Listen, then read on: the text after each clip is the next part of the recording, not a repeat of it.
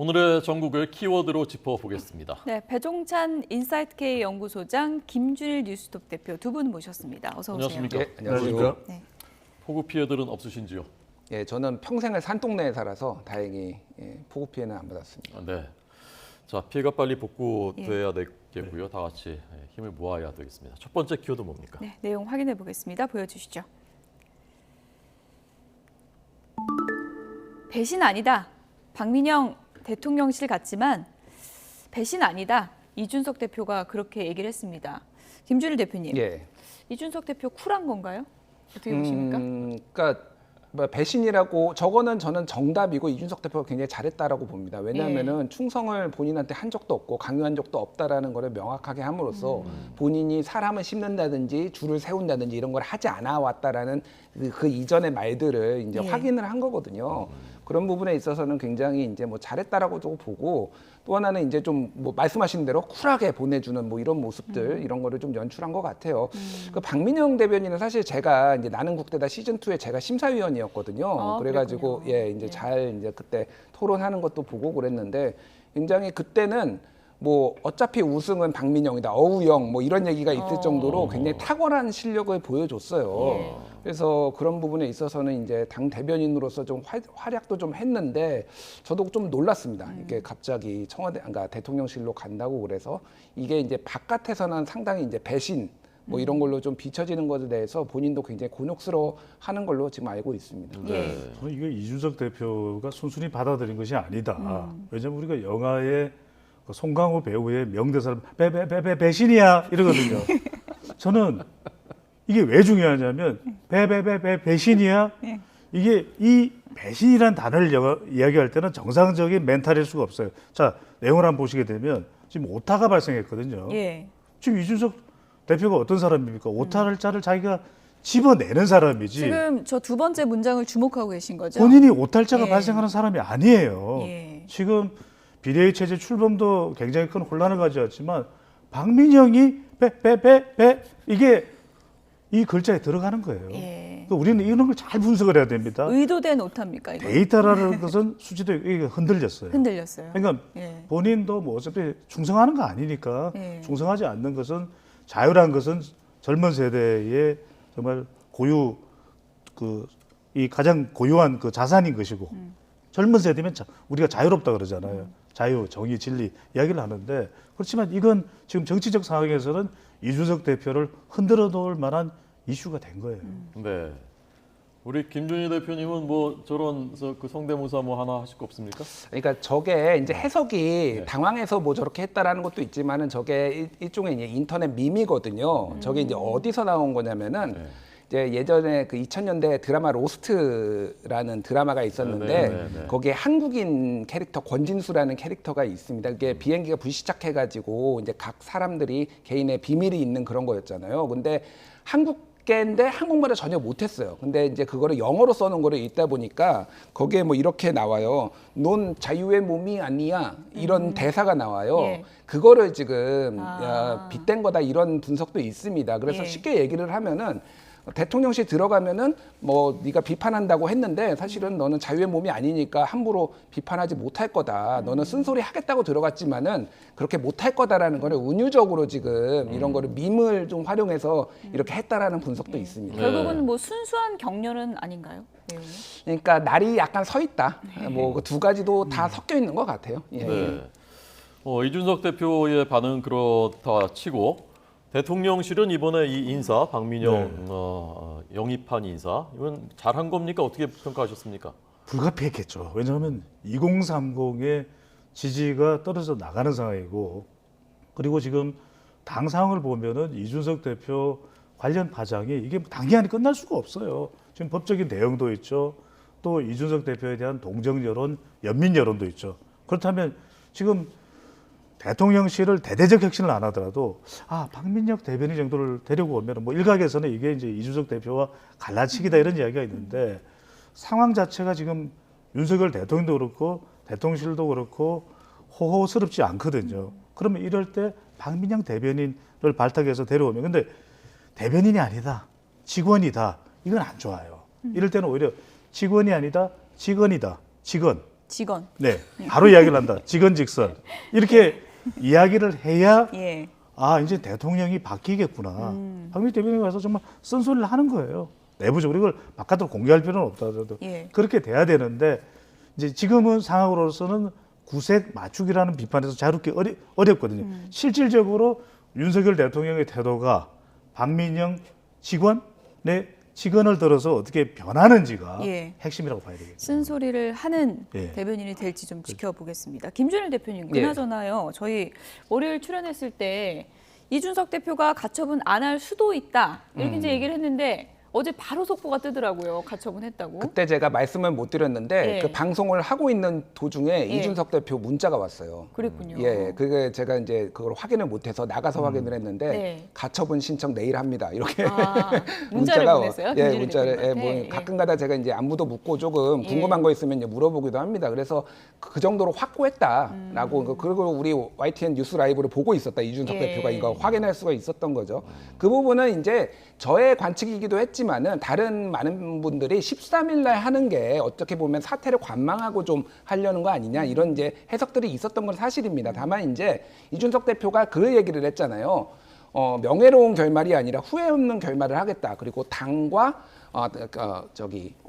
정부에 예. 경고를 건전한 경고를 날리겠다라는 건데 이게 잘못되고 있다라는 거고 이거는 어쨌든 법적 기록 대응을 해가지고 이거에 기록을 남기겠다라는 의지가 매우 확고했다라고 이제 볼 수가 있는 거죠. 그래서 이게 이제 되게 풀기가 어려운 문제가 주호영 비대위원장이 만난다고 해서 그러면 이게 해결될 것인가? 그러니까 이거는 2015년에 유승민 원내대표에 대한 배신의 정치, 박근혜 대통령의 그 발언부터 그 보수 정치가 몰락했다라고 이준석 대표는 보고 있거든요. 그러니까 그거를 막기 위해서 나는 이 가처분 신청을 하는 거다라고 하기 때문에 아마 그 풀리기가 좀 쉽지 않을 것으로 보입니다. 네. 저는 이제 방송에서 이미 한 2주 전부터 이준석 대표는 가처분 신청, 비대위 체제 효력 정지 가처분 신청에 들어갈 수밖에 없다. 왜냐하면 우리 시청자분들이 제일 궁금한 것이 지금 뭐 변호사, 전문가들의 분석이 가처분 신청 인용될 수도 있고, 그러니까 비대위 체제 효력 정지하는 것이 받아들여질 수도 있고, 기각될 수도 있고, 안 받아들일 수도 있고, 그렇게 되면 어떤 상황이 처지냐.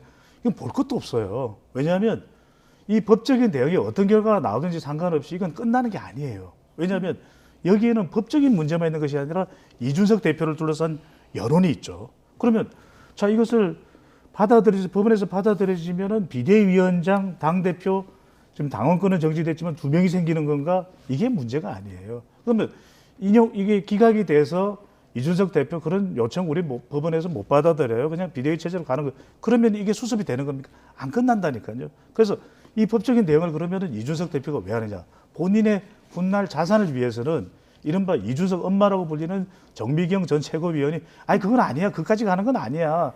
홍준표 시장이 에이 그까지 가는 건 아니에요. 이렇게 이야기를 하더라도 갈 수밖에 없는 건 뭐냐면 이래야 이른바 여론 주목 효과, 여론 동정 효과, 연민 효과가 더 발생을 하는 겁니다. 이게 네. 이제 정치적인 전략적 차원이에요. 그러면 13일 날 이것도 궁금해요. 왜 13일이냐? 12일까지는 내일 금요일까지 주중이에요. 예. 14일은 월요일 날 진행될 대통령의 광복절 연설에 초점이 맞춰집니다. 그렇군요. 그러면 가장 오롯이 홀로 주목을 받을 수 있는 날이 13일이죠. 근데 이것도 전략인 거예요. 그러면 이걸 통해서 뭘 키워나간다?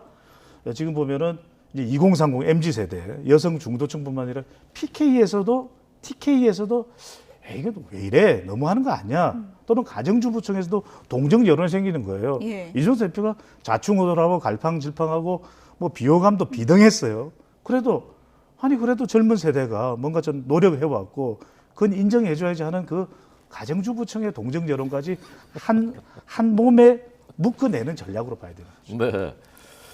자, 배종찬 대표님이 오늘 꿋꿋이 성대모사를 하고 계신데 김 대표님 좀 분발하시고요. 혹시 그 문자 안 왔나 한번 보십시오. 이준석 대표 문자 좀 안 이따 확인해 보겠습니다. 이준석 대표님 하실 말씀 있으면 지금 문자 보내주시면 그러니까요. 저희가 방송 보고 계신 문자 생방송으로 주시죠. 소개해드리겠습니다. 자, 주호영 위원장 말을 잠깐 한번 들어볼까요? 예. 네, 주호영 비대위원장의 말입니다. 혹시 비대위원 구성 관련해서 좀 생각해 두신 외부 인사가 있는지. 이제 추천도 들어오고 있고 뭐 이래서 오늘 내일 그 일에 집중하려고 합니다. 또 비대위원 그다음에 우리 그 비서실 보좌역 뭐 이런 인선에 오늘 주력할 생각입니다. 이준석 대표와는 연락을 해보셨나요? 언제쯤 만날 건지. 다각도로 접촉 노력을 하고 있습니다. 당 일부에서는 실무적으로 짧게도 가능하다, 빠르게 안정화를 시켜야 된다라는 목소리도 있습니다. 그래서 어제 기자회견 얘기 주셨던 거에서 변함이 없으신지. 아니, 그러면 비대위를 할 거 뭐 있어요? 선거관리위원회를 구성해가 하면 되지. 네, 주호영 비대위원장 얘기를 들어봤습니다. 저희가 미처 자막을 준비하지 못했는데 양해 부탁드리고요. 그러니까 주호영 비대위원장의 지금 기조는 네. 내가 무슨 짧은 관리형이냐, 내가 혁신이란 두 글자를 붙여서 네. 내가 당을 뭔가 좀 만들어 보겠다, 새로, 이런 의지 같아요. 그는 주호영 비대위원장의 희망이죠. 희망이요. 우리가 예. 그 당사자를 분석하면 안 돼요. 예. 데이터를 분석하거나 우리가 정치적인 현상을 관찰할 때는 실제 혁신력이 주는 의미는 무엇인가? 그건 혁신위원장이 되면 당을 좌지우지 우지좌지하거나 대통령에까지 영향을 주는 것이 정치적 영향력이 있어야 됩니다. 예. 그건 뭐냐? 대선 후보급이죠. 지금 개인적으로도 막강한 정치적인 경쟁력과 영향력을 가지고 있는 인물일 때는 그게 가능해요. 예. 왜? 아니 바꿔보자. 지금 대통령도 달라져야 돼. 이준석 대표는 내가 알아서 정리할게요. 이게 가능한 사람이 또 이준석 대표가 부담된다면 흔적 지우기 갈 수도 있어요. 그걸 할 수 있는 사람이냐? 지금 주호영 비대위원장이 5선의 중진이고 아주 뭐 중간에서 중재 역할을 할 수 있는 그런 인품을 가지고 있는 분임에는 분명하지만, 그래서 우리가 생각할 때 혁신형 비대위가 언제 했느냐? 2012년에 예. 박근혜 전 대통령이 새누리당 비대위를 꾸렸을 때 그건 가능해요. 대선 후보고 2011년에 비대위가 꾸려졌고 대선 후보였고 바로 총선과 대선이라는 선거를 앞두고 있거든요. 예. 지금 선거도 좀 시간이 길게 남아 있잖아요. 그러니까 이거는 그냥 조영 비대위원장 존중합니다. 근데 이건 관리형이에요. 예, 어쩔 수 없이 관리형으로 예. 될 수밖에 없다. 네. 예. 다음 당대표 선거를 뭐 언제 할지 모르겠습니다만은 어제 나온 여론조사에서는 유승민 전 의원이 갑자기 나타나서 1등을 차지했거든요. 그 결과 보셨죠? 예, 봤습니다. 어떻게 해석하셨습니까? 일단은 그러니까 여러 여론조사가 있었는데 이 여론조사에서만 유승민 의원이 선택지로 들어가고 다른 건 안 들어간 건지 아니면 그동안 있었는데 유승민 의원이 안 나온 건지는 저도 모르겠습니다. 확인을 예. 못 해봤는데 이게 굉장히 의외죠. 의외고 이건 이제 두 가지 의미로 해석을 할 수가 있습니다.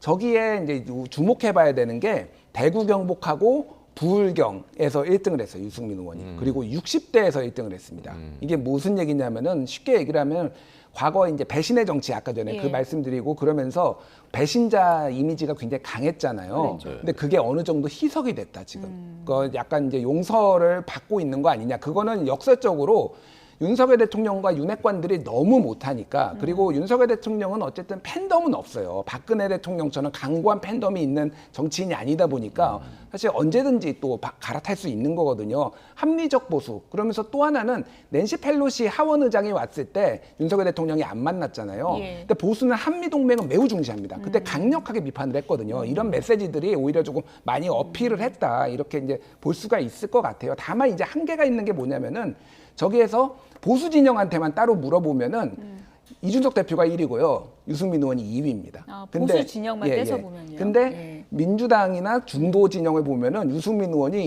이준석 대표보다 2배 더블 스코어 차이 나요. 예. 그러니까 아직도 보수 진영이 완전히 마음을 열지는 않았고 오히려 중도나 민주당 진보 진영에서 더 좋아한다. 그러면은 보수의 마음을 얻으면은 뭐 어떻게 무슨 일이 벌어져도 이상하지 않은 거죠. 예, 소장님 분석 좀 근데 해주시죠. 저기 국민의힘 지지층만 놓고 보면 지금 이제 그 보수 이념 성향에 따라서도 이제 그 통계를 냈고 저기는 국민의힘 지지층인데 여기서는 지금 4위거든요. 예, 예. 그러면 아까 대구 경북 부울경 60대에서 높게 나타났다는 거 좀 배치되는 결과 아닙니까 이거? 그러니까 전체적으로 봐야 될 것 같아요. 그러니까 이게 보수 진영이라고 한 거하고 국민의힘 지지도하고 지지자라고 밝힌 거하고는 조금 편차가 있거든요. 그렇죠. 그러니까 더 이제 열성 지지자들이 국민의힘 지지자라고 한 거니까. 그러니까 그래서 당 대표에 나온다고 바로 되기는 어려운 거예요. 근데 지금 기회는 왔다 다시 이제 이렇게 보면 맞는 것 같습니다. 근데 여기서 국민의힘 지지층 그 그래프를 한 번 더 보여주시면 국민의힘 지지층에서 절대 강자가 없어요. 그러네요. 안철수 의원이라고 해도 19.3이고